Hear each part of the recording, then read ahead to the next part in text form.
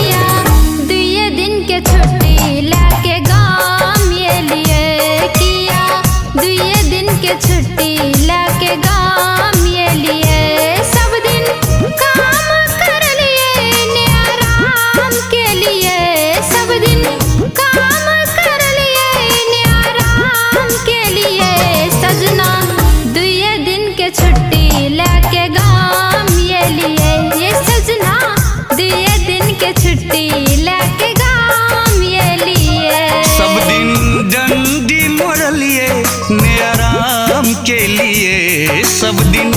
डंडी मोरलिए ने आराम के लिए ये दुलरी दुए दिन के छुट्टी लेके गाम ये लिए ये रानी दुए दिन के छुट्टी लेके गाम ये लिए।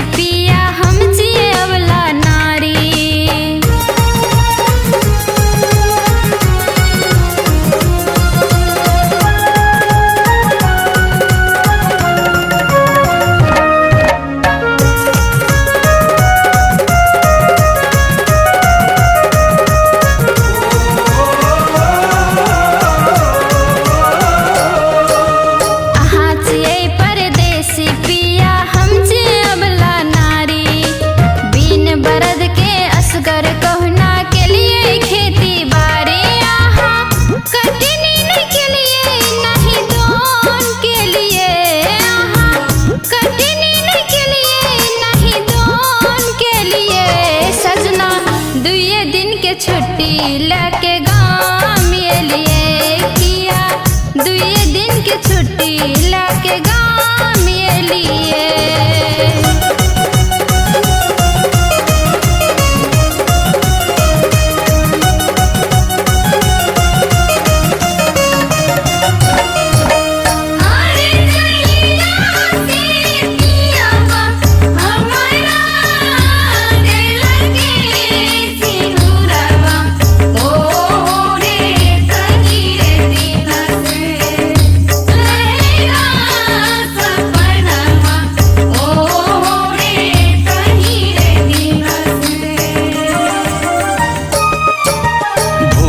उठ के हमरा जगे बने त छुटते गारी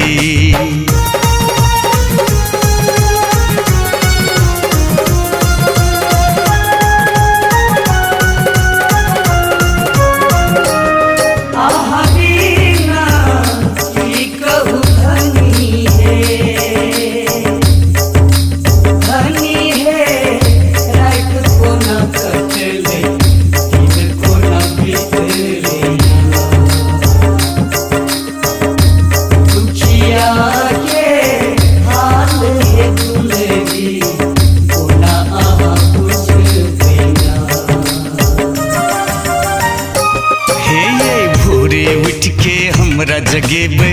ने त छुटते गारी दुई पैसा के रोजी रोटी छुटते प्राण प्यारी सब दिन लेबरे रहलिए ने ठेकेदार ठेकेदार भेलिए ने ठेकेदार भेलिए ने पेटीदार भेलिए ये रानी दुए दिन के छुट्टी लके गाम ये लिए ये दुलरी दुए दिन के छुट्टी लके गाम ये लिए काम कर लिए ने आराम के लिए सब दिन डंडी मोरलिए ने आराम के लिए ये रानी दुए दिन के छुट्टी लाके गाम ये लिए ये रानी दुए दिन के छुट्टी लके गाम